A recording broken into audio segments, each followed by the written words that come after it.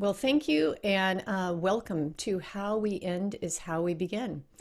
And we are going to be talking about endings, kind of the cycle of endings. And to, especially in this time of, we're confronted with death and endings, kind of the end of our old life.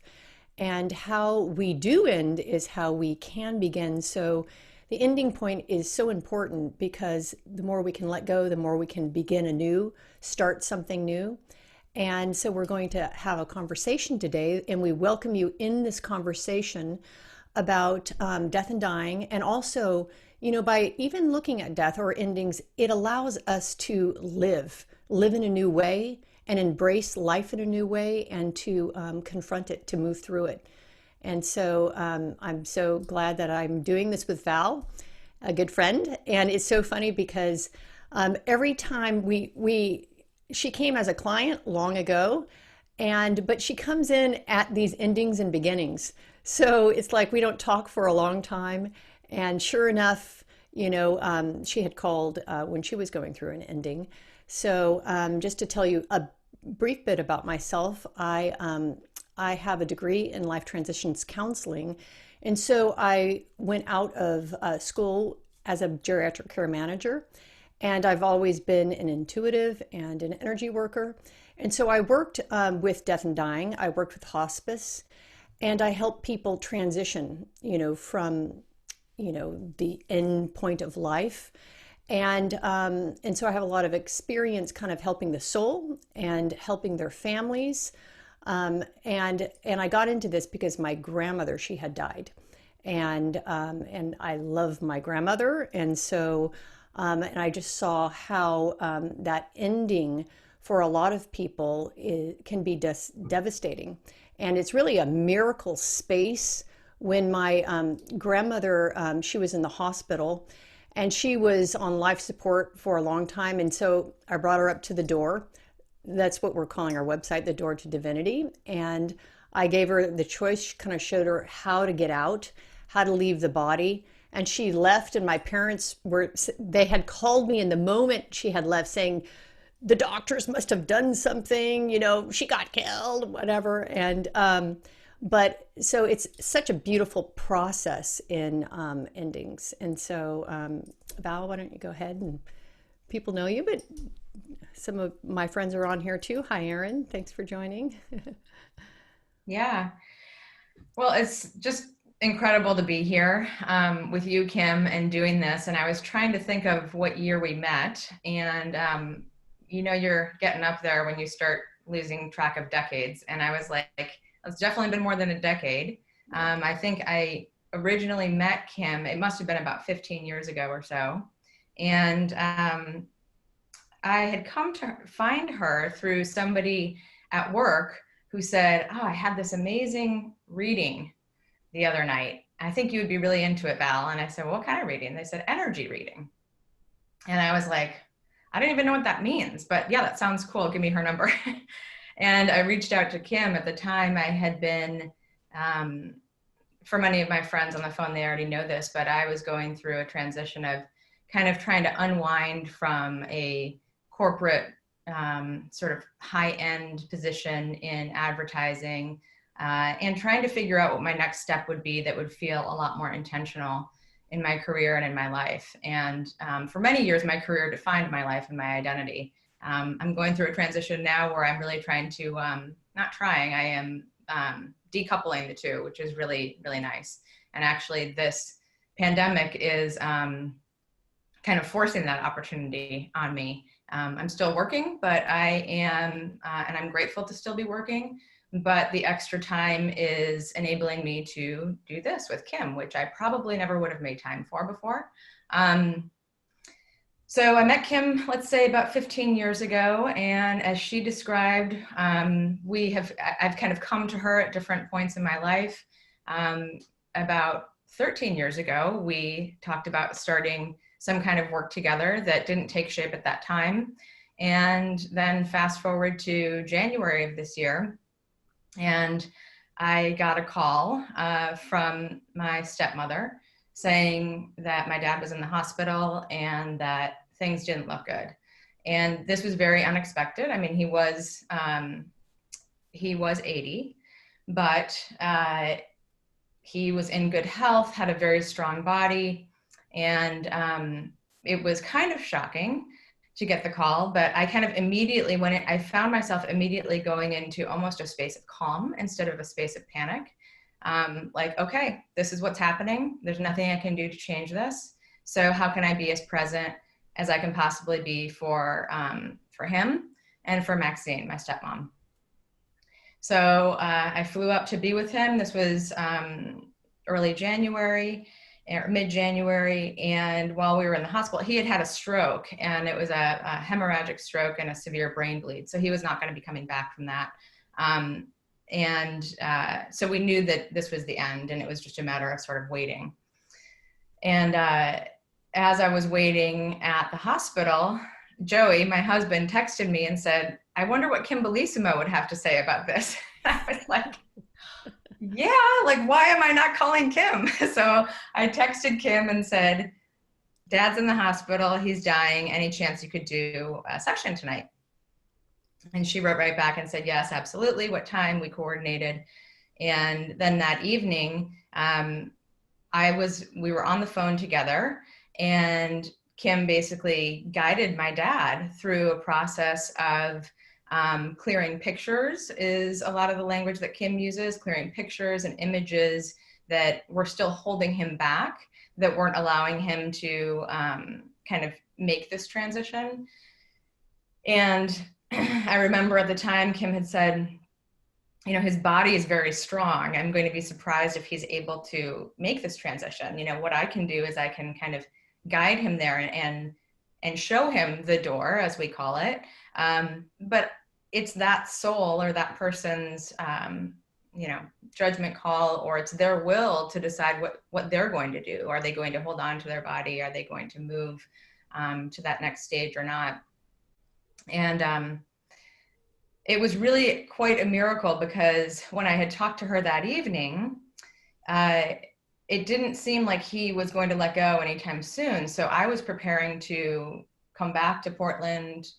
Maxine, his wife, was preparing to stay at the hospital for probably a couple weeks until he left his body. And then the next morning, Kim texted and said, "How are things going?" I said I was with him through the night. And she said, "Well, play this recording with him." So I did another sort of recorded guided meditation that Kim had just happened to have that really worked for this particular scenario. Guided him through that meditation. Maxine came back in the room. The nurses came back in the room. They turned him.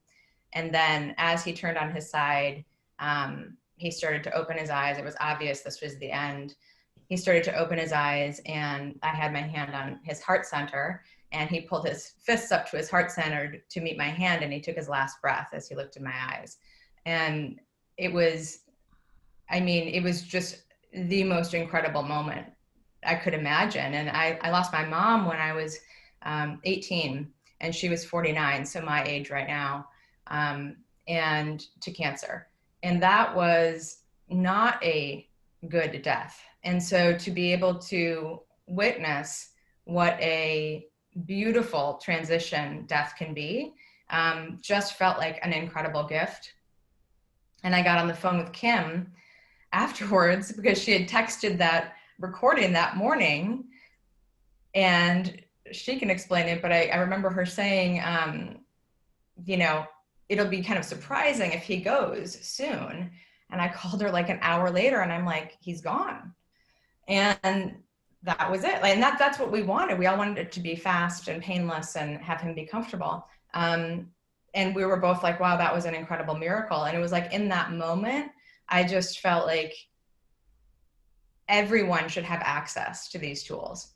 And it was such a miracle to me that, and a lot of stuff I can't explain. So that's kind of when Kim and I, so that was mid-January, when we said, well, let's do this together, because Kim already does this energy work. She has lots of different clients that see her for lots of different reasons. But I didn't even know, after 15 years of knowing her, I didn't even know until that moment that she was certified and had been, you know, already working in endings. And helping people sort of guide their souls to the next side. So, or that next stage. So that's kind of how we came to be here today. And just in terms of who I am and my background, most of you already know me. So outside of work, I work in climate change issues, but outside of work, I've been studying and practicing yoga for a couple decades now. My very best friend is on this call. Her name is Betsy, and she's a yoga instructor too, and has been teaching and studying with the same person that I have. And so there's just a lot of crossover with the energy work, moving energy in your body, that we've been studying, that ties in so well with what Kim does.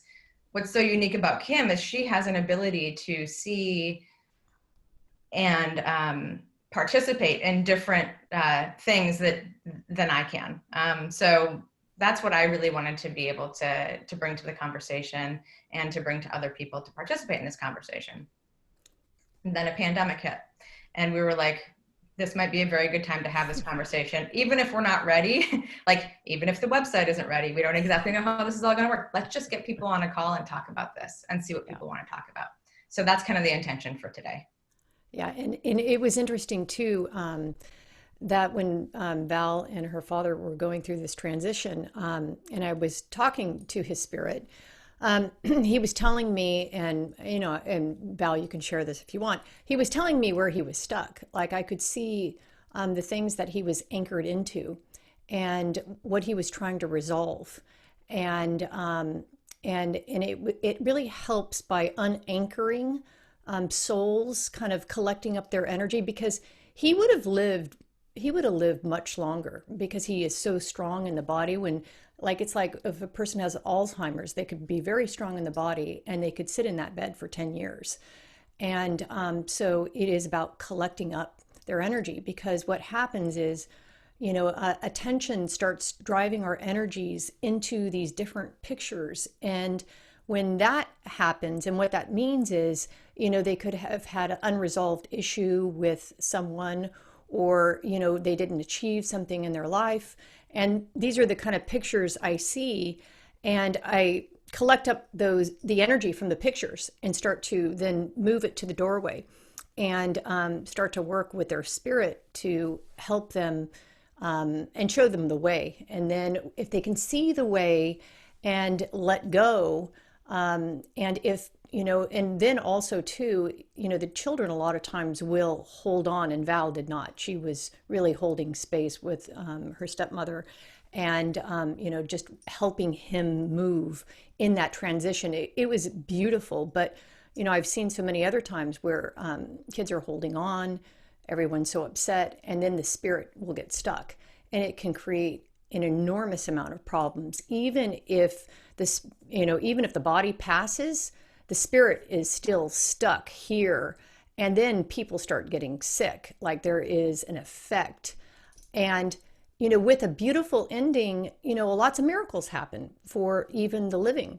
And that's kind of what we were doing too, is kind of clearing kind of old karma and old pictures and old programming. And then, lots of miracles have been happening for Val. Because it creates a lot of space. And so it was such a beautiful experience. And yeah, but I don't know if you have anything to say just about kind of the pictures that came up. It was just kind of funny, certain, like the car and certain things that, he was really anchored into. Yeah. I think what was really interesting for me in that process was actually his relationship with his mother, because I never met her. She had committed suicide. She had, they used to call it manic depression, which now is referred to as bipolar disorder. And she was in the hospital. I actually don't know I can never remember the exact circumstances of, how long she was in the hospital or what, but they left a plastic bag in the garbage can with someone who was suicidal, and that was what she used to end her life. So pretty grim. And she was very obviously unhappy for a long period of time. So as my dad was going through this and he was showing these pictures to Kim, she was asking a lot of questions about his mom, and I couldn't answer them. And Maxine, this was a really neat moment where Maxine was answering a lot of the questions that clearly he had shared a lot of his experience with her, his wife, and that I never really even knew about. So it was interesting. That was something else that I learned from Kim, was just, I think you refer to it as ancestral healing, Kim, and I don't know if that's something different than this, but those family ties, not just the kids, but even people that have passed on, right? Like he was trying to resolve some things with his mother, and then even some other family members. But that was interesting to me, and something that I hadn't really conceptualized is that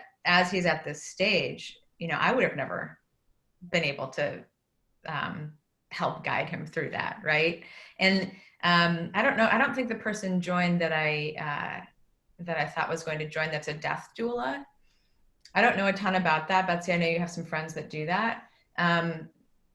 But that was something that I was curious about, is like, what's the difference between a death doula and kind of the work that you do, Kim? So if you want to speak to that a little bit, to the extent that you can. Yeah. Well, in geriatric care management, I would call in hospice, and in calling in hospice, I'm not sure. Some states allow a doula to come in, and other states don't. But I'm not sure. I can't really speak to that now, because I was in that profession over 20 years ago, or 22 years ago. But in a sense, since I could do energy work at that time, I would assist if the family were open, and the people that did call me. I was in an organization called the Circles of Care, and we would provide a circle of care around the people that were dying, to hold space, to create this beautiful ending. And but a lot of times, especially if people are very controlling, it's very hard to die. You would think it would be so easy to die, and it's not.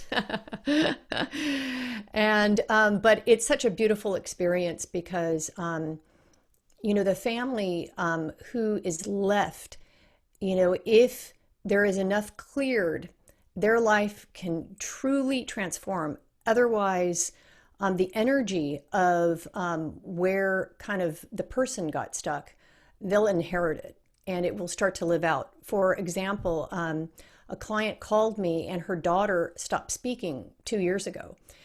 And her daughter, she was 7. So, and then I looked at the space, and I said, well, I see the grandmother. There is some object in your daughter's room that belonged to the grandmother who had passed. And she said the grandmother passed 2 years ago. And I said, she goes, there's a doll she sleeps with. And I just said, you need to burn it. And she burnt it. And then the girl started speaking. So, there's even objects where the spirit can anchor into and won't leave. And the spirits, they want to be helpful. And they, but they can invade space. They can invade our energy field. And with good intention, with trying to help, heal, guide. And so what I do for people too is, when the person has passed, is create a new communication space. That way the spirit won't invade, won't, and then the miracles can really happen then, because as a spirit, a spirit could be learning all kinds of different things, and you could be asking, hey, I'd like some information about this. And then as the spirit changes, the person changes. So it's just this beautiful kind of relationship then. And a lot of times it's a relationship that many people couldn't have in physical form. So it just transforms into something new. Yeah, that's actually, you reminded me of 2 other things I wanted to cover, and then I think we should see if anybody had questions or things that they wanted to pose, or why they even decided to come to the conversation, other than they know us. What were they curious about? What they want to learn today? So 2 things. One, you touched on that miracles can actually happen with a transition, and it's really interesting. After my dad died, I was calling everybody to notify them. It's just so interesting to watch everybody react like like this horrible tragedy has occurred, right? And there is obviously tragedy to it. But to me, it just felt like he's not in his body anymore. Um, but he's not just his body. And like, then I feel like you can only say that to so many people, and people think you sound crazy and woo woo and all that stuff. And so I've kind of caught myself holding that and not really expressing that, because I don't want people to think I sound crazy or whatever. But you did mention Kim, and we've been obviously talking quite a bit since this happened, as we've been trying to create this new space together. And it's really unbelievable the number of miracles that have been showing up in my life. And I don't feel like he is absent at all. I feel like he is everywhere and here with me, but not just with me, like everywhere. And it's really hard to describe, but I don't feel alone. I don't feel a sense of loss. I mean, yes, sure, would it be nice to be able to pick up the phone and call my dad and share some things with him? Yeah, of course. There's a lot that's happened in my life just in the past few months that I wanted to share with him, but I've then realized, oh, I can share that with him in a different way. And so like when I meditate, very often is when I feel like I'm closest to him, right? When I sort of get into a place where I'm not necessarily tied to my body either.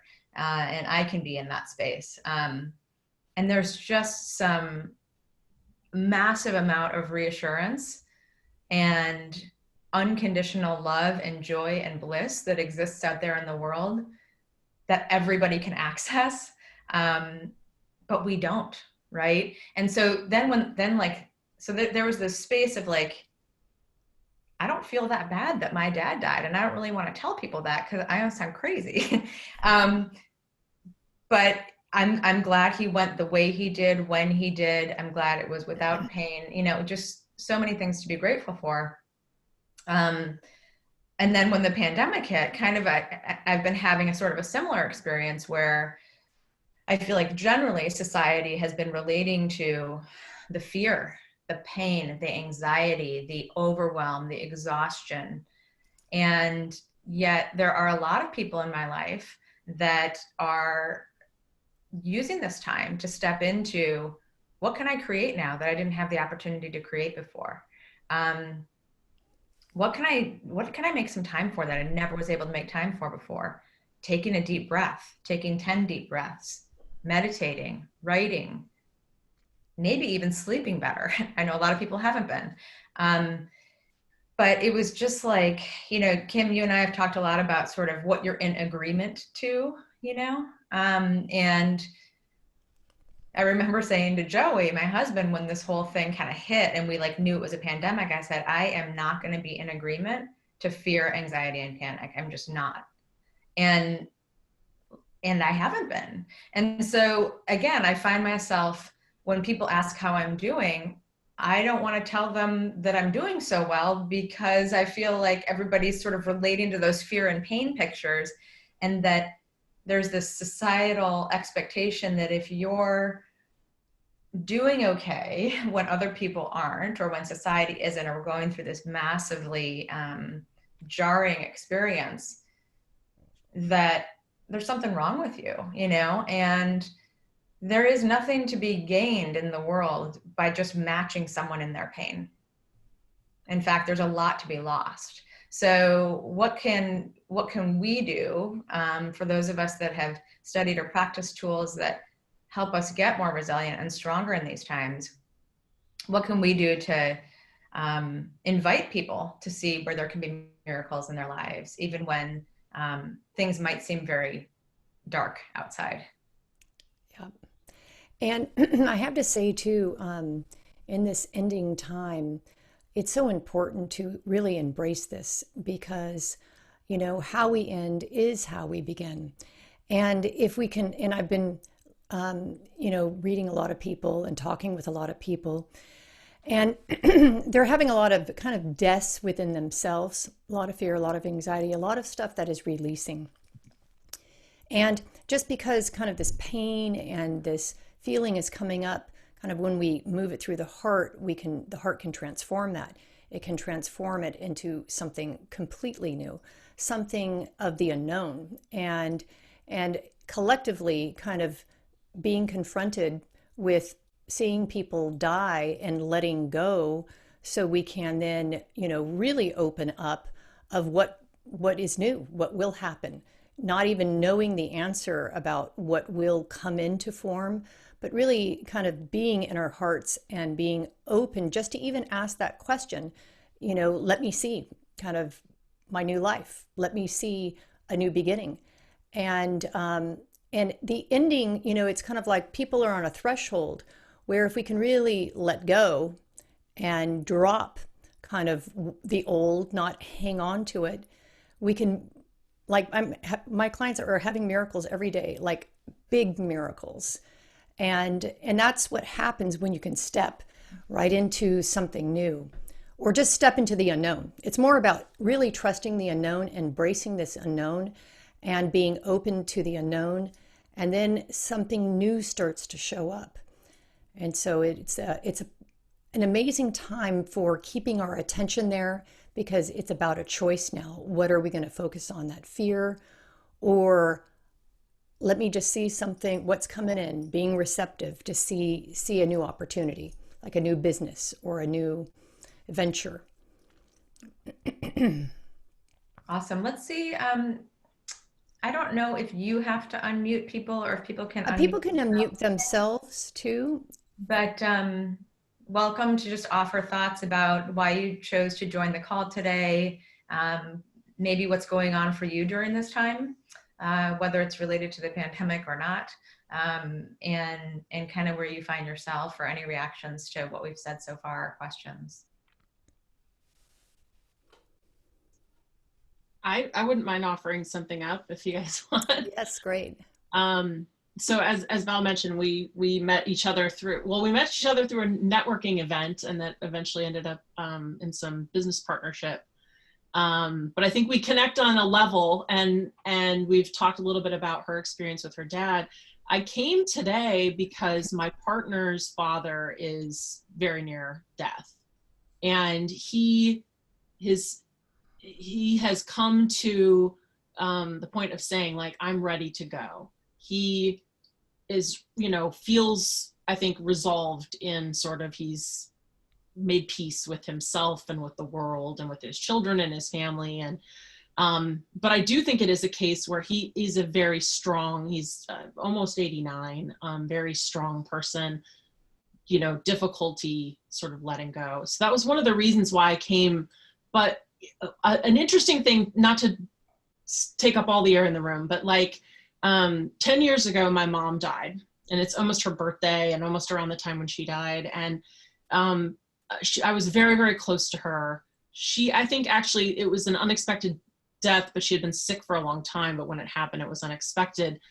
But the channels that have opened up for me since she's been gone have been pretty incredible. And when I sort of lost my job 4 years ago, very much had a similar experience to you, Val, of your identity being connected to your career and feeling an extreme sense of loss of that identity. And that's been something I've been working through meditation and all kinds of things to get to prove the like weird serendipities that happen. I happen to be, my company that I have now, we focus a lot on values, and we're doing videos right now on every single one of the 55 values, Val, that are in that card deck that we have. We're doing little videos on all of them. And the one that I have to film today is spirituality.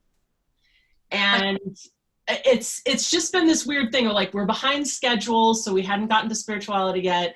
And I've been stuck in sort of, saying what I want to say. And this meeting has actually inspired some things. And Val, I might use a couple of your quotes. I wrote down something Kim said and something Val said, both about just, getting out of your body, being open to the possibility, being open to the connection. And I think an important takeaway is that this work can start now for everybody. It's not just about being at the end of your life, but how you're living your life as well that leads up to that. Yeah. So thank you for this. No, that's good. And that brings a point too, because, we're talking about kind of helping people take that end, move beyond. And in this time, I've been working with people that have COVID and who are on death's door. And the family calls me when they just went in and said bye to, the parent. And so I start to work on them and start asking, okay, what do you want here? And 3 people came back fully.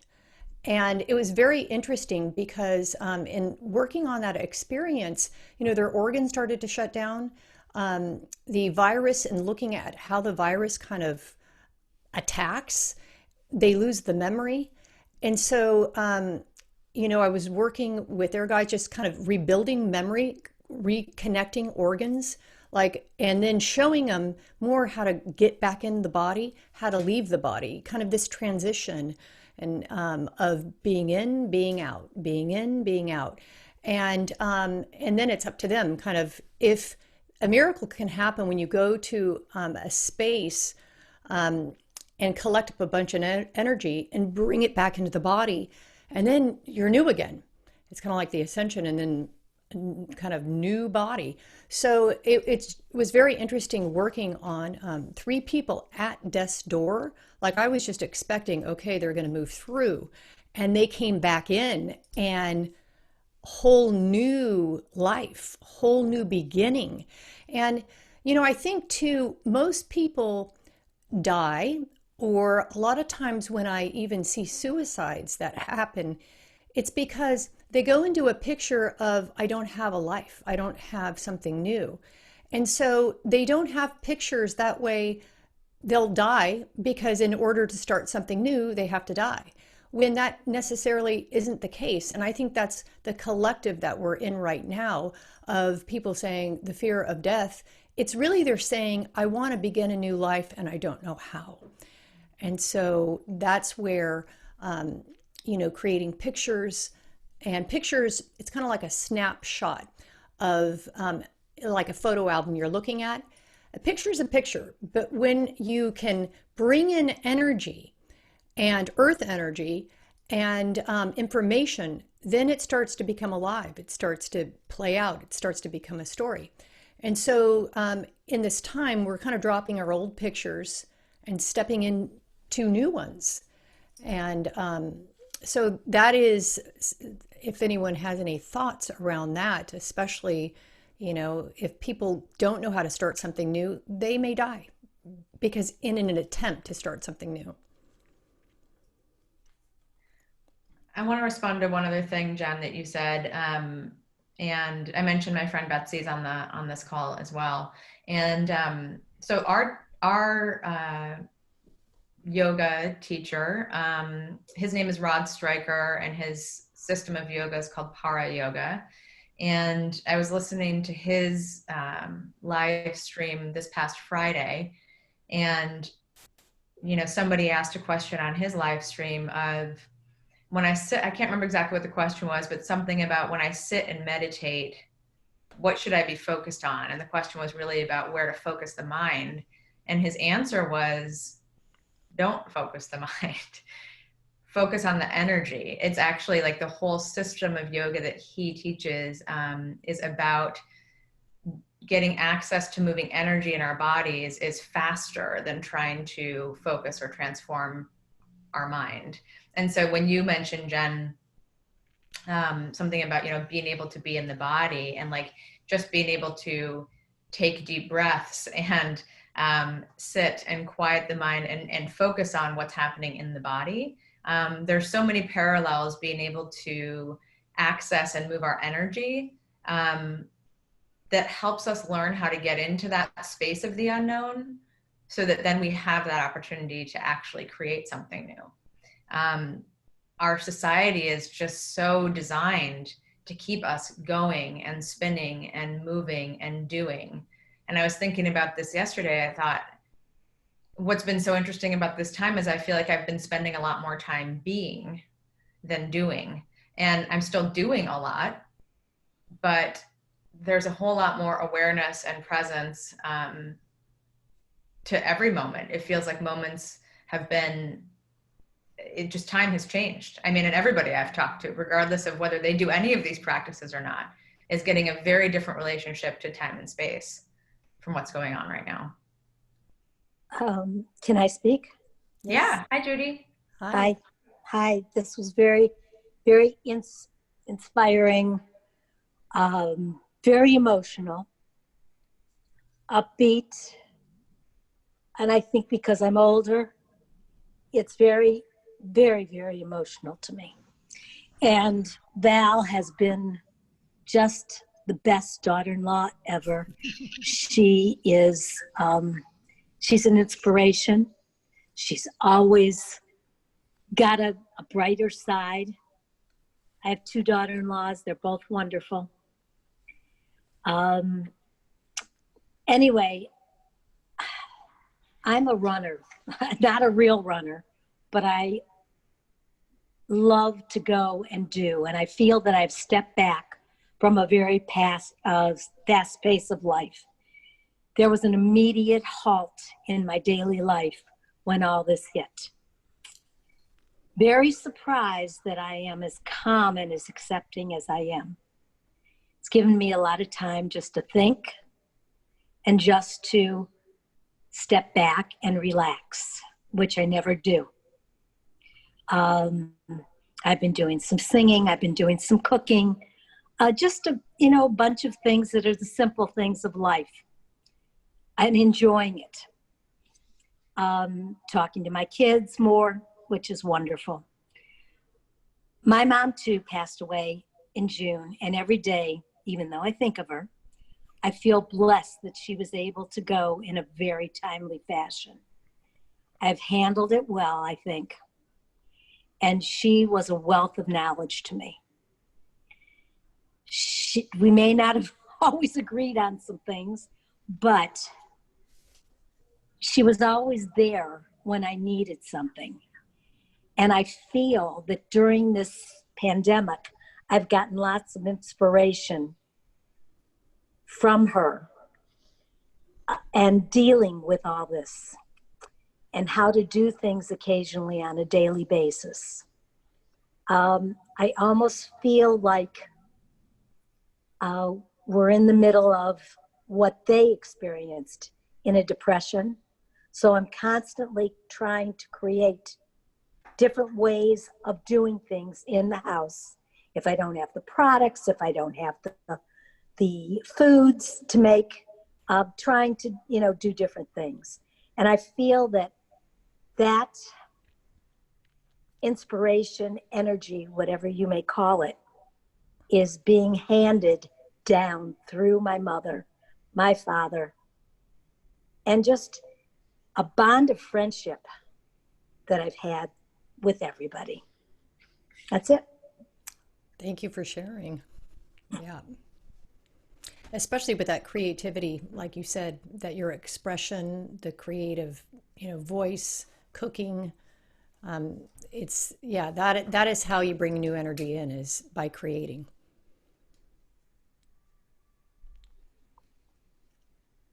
Thank you.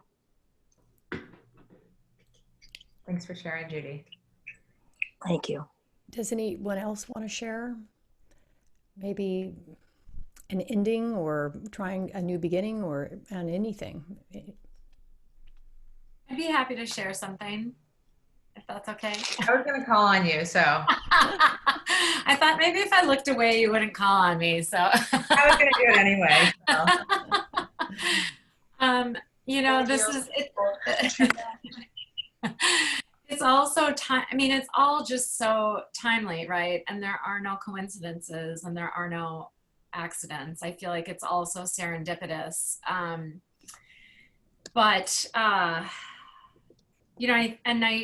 When Val and I were just with our teacher at the Himalayan Institute, our teacher talked about this idea of immortality, this idea that we become immortal because we learn to die little deaths all the time.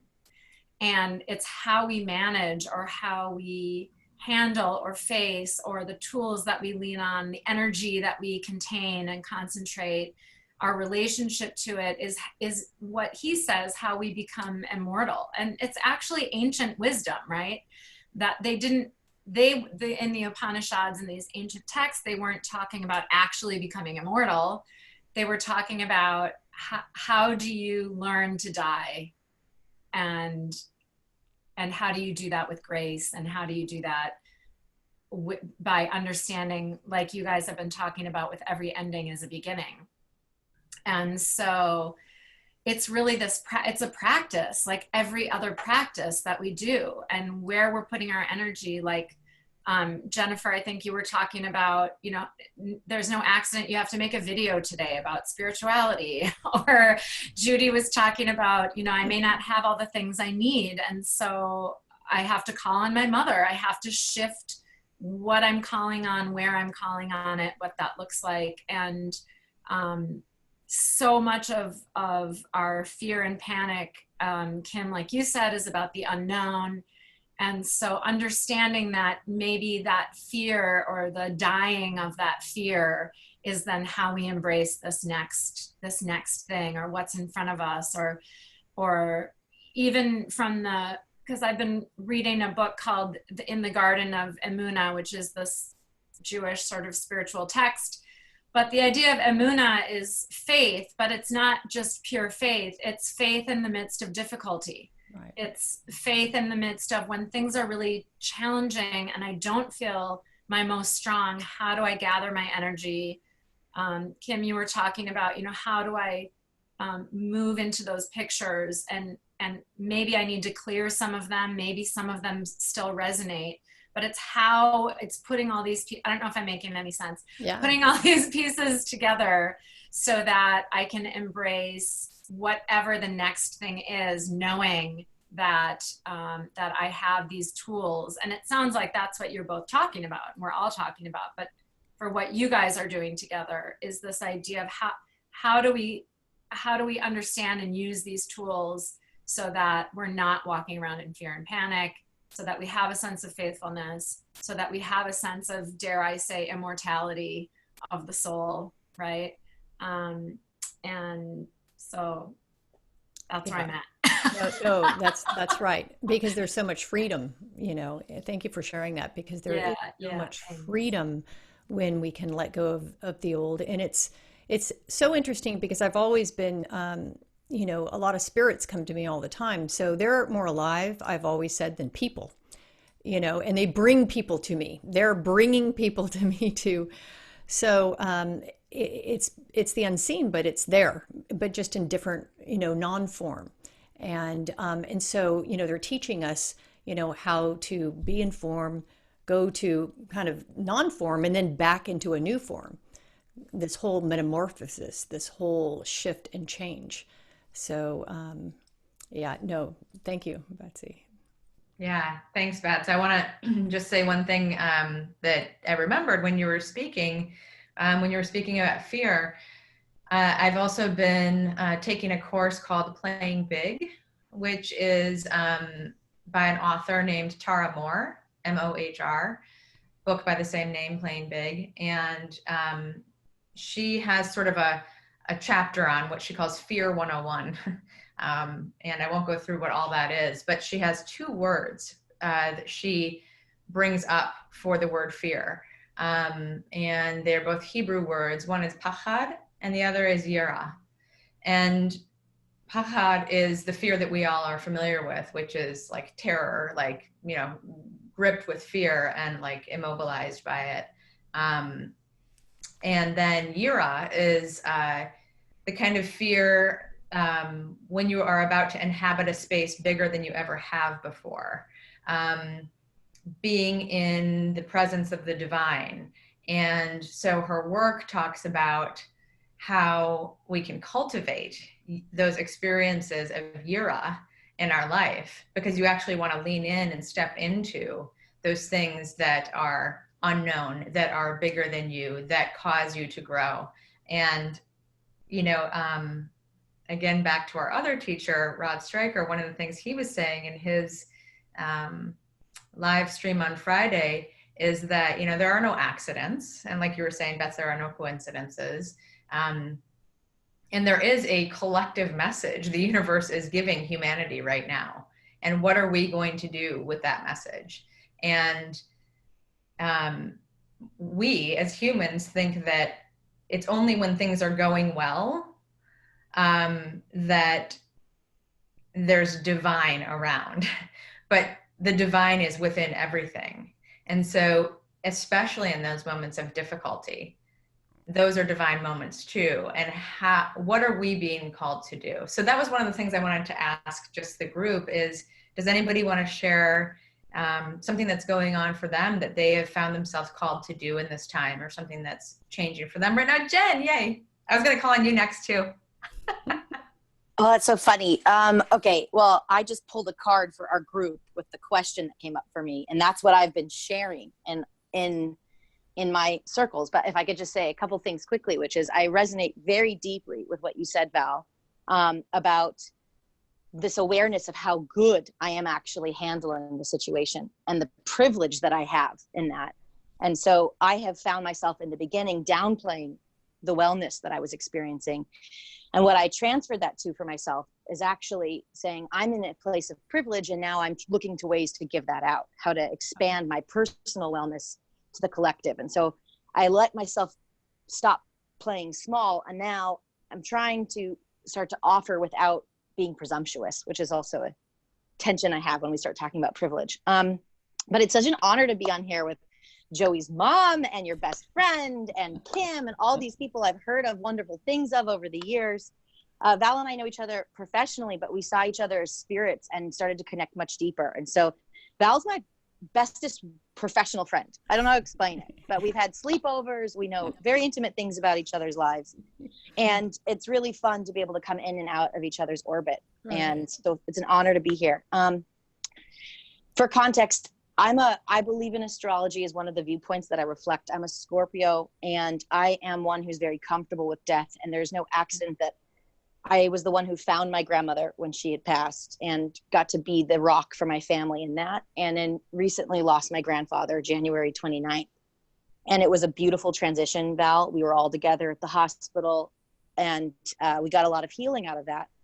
But Kim, it sounds like I get to schedule time with you because there's a lot of energy of the earthly experience of my grandfather that wasn't a very enlightened one, that is trapping the family in tension and conflict. And I know that now he is so embarrassed spiritually that he left us with this pain, because now he's not there. Like now he's like, oh, I love you guys, I'm sorry, but his spirit is very generous, but there's a lot of tactical pain that's still unfolding as the energy that was imbued in his house and his the thing. So I that's right.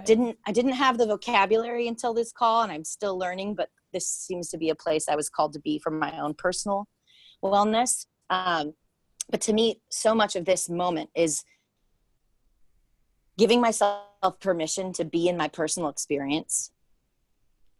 And then when I have filled up, looking at how I can give to the collective and be in relationship with the collective. And that flow for me, I seem to feel so clearly how my ability to be a vessel, or my ability to be clean and do the work and give myself what I need, supports those around me and ripples out. And so it's this beautiful way you're saying it about being able to be. And Judy, what you said was just so resonant, because you talked about your personal experience of finding peace within the chaos of the moment, or the pain within this moment. And I'm finding a lot of peace. And my main way, for me, I've also had a lot of tension on how do I reconcile this very successful, professional, ambitious person with this very spiritual, I'm going to put connected in quotes, because one of the areas I can grow is in modality and in expression. So I found card reading. So I've been reading on Fridays. I ask a question for the collective on what will support us in our COVID experience. And I've been doing it on social media and promoting it to my friends. And I'm collecting a very interesting, beautiful group of people from my life that are gravitating to wisdom from beyond, or just another insight. And it's from this beautiful deck called the Spirit Animal Oracle. And I'm a big believer that we all find things that help us express a natural gift that we have, right? Yeah. So Kim, I'm assuming you're well practiced in just being with your gift. I'm still using tools a lot for mine, and I'm really happy with it. So I pulled a card for us if you're open to me reading it. Yeah. And the question was, how do those of us on the call take this personal work that we're doing to the collective? And because that was a theme I was hearing in your own journey coming together, us being here now. And there's no accident we got Ant Spirit, which was time to collaborate. Let's see. When Ant Spirit comes to visit, it's to celebrate the benefits of working in a partnership with others as part of a community or tribe. Spirit reminds you that to build your dream, you need to work with others, accept help, and trust in your most important partnership, the one you have with Spirit. Your intentions will come to fruition if you remain awake and focused on co-creating your reality with others and with Spirit. Remember that the world around you can easily seduce you if you don't have some sort of practice or discipline like meditation to keep you on track as you build the life you desire. Connecting with others and having accountability partners can be very helpful, as it's unlikely that everyone will fall asleep at the same time. The other message Ant Spirit holds is that you are now at an auspicious time to ask for help and receive it. Whether you need help assembling a team, finding a new tribe, or requesting assistance from others who are there for you, everything is working to support you right now. Yeah, that's great.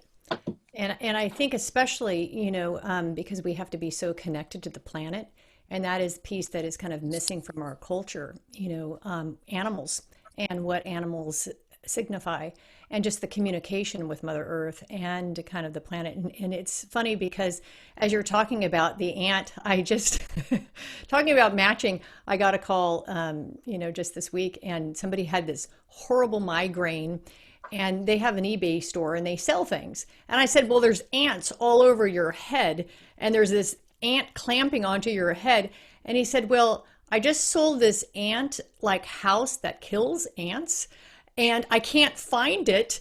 And I'm like, well, that's because the ants, like, here is how the collective works. The ants know they're going to get killed. And I'm like telling the ants, okay, you better leave because this ant house is coming, but he can't find it because the ants are on his head, preventing him from knowing where he misplaced the ant hut or whatever too. So funny. I know that sounds crazy, but there you go for the ant collective, because it is this collective and this communication, right? And this co-creation and this greater whole that just this group together can create, just with, our being and our energy and all this good energy that is moving out. So yeah, thank you for sharing that. That's funny.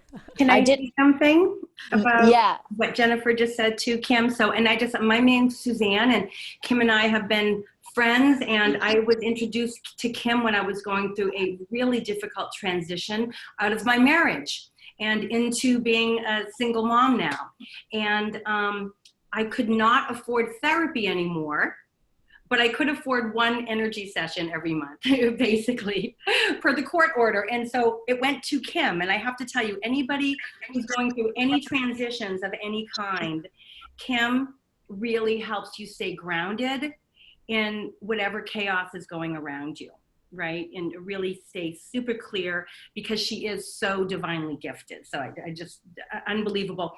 And I just want to say, Jennifer, you picked the collaboration card. And Kim, I want to remind you, when we started working together in business a few years ago, we came up with the tagline, connect, create, collaborate. Do you remember that? Oh, yeah. Yes, it was right? Like in the book. Yeah. Yes. And I think that, I think that is such a, it's like we are the collective here, right? Those of us who are vibrating in this new energy, we are the collective going forward. And I think, Val and Kim, you doing this work and helping us look at something that is such a difficult transition and we sometimes think it is the most difficult transition. But, you know, Jennifer, you are going through something that may be harder than the death of your grandfather, you know, as you start transitioning the relationship in the family around everything else that's going forward. So I think as we start looking at what we think is our most difficult transition and get good with it and be radically honest about, you know, we're all going there someday. It makes the work of the transitions in our own lives that much more manageable, because, you know, because we have opened ourselves up to, this is going to be a wild ride. This is going to be a scary ride. This is going to be something that I don't think maybe I'm ready for. And yet we step into it. And so if we can start stepping into something that is as scary as death, you know, then job transitioning, divorces, you know, illness, those kinds of things are just that much more doable, I think. So I just want to say thank you so much for this work. Thank you for this beautiful collaboration. I'm so delighted with all the voices and, you know, the insight and the beautiful collective that you have brought together here, Kim and Val. Thank you. It's awesome. Thank you. Yeah, thank you.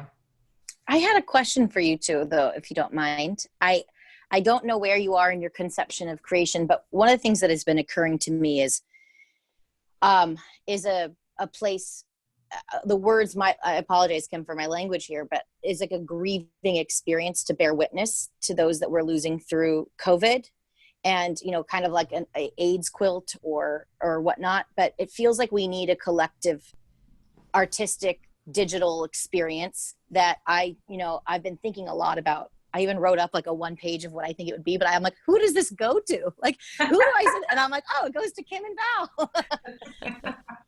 But that's something that's coming up for me is a place for us that's accessible to those who might not even be willing to dive in as deeply as you guys are creating space for us too.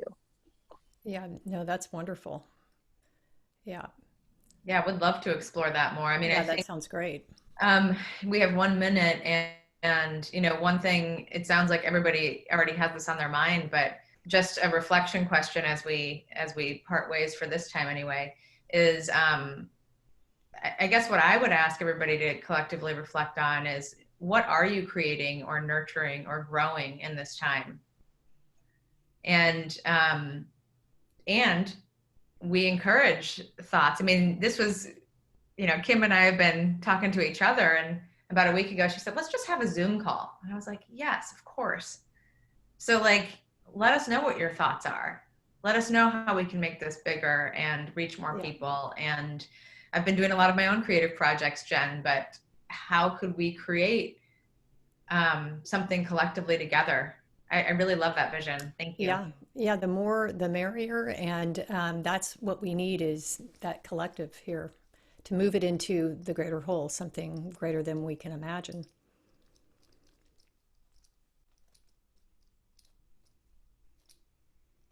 All right. Well, with that, we're at our time. Kim recorded the session, I believe. Yes. So if you can email me or text, that way I can email it out to everyone. Or if Val has your email, she can give it to me and I'll email it out to everyone.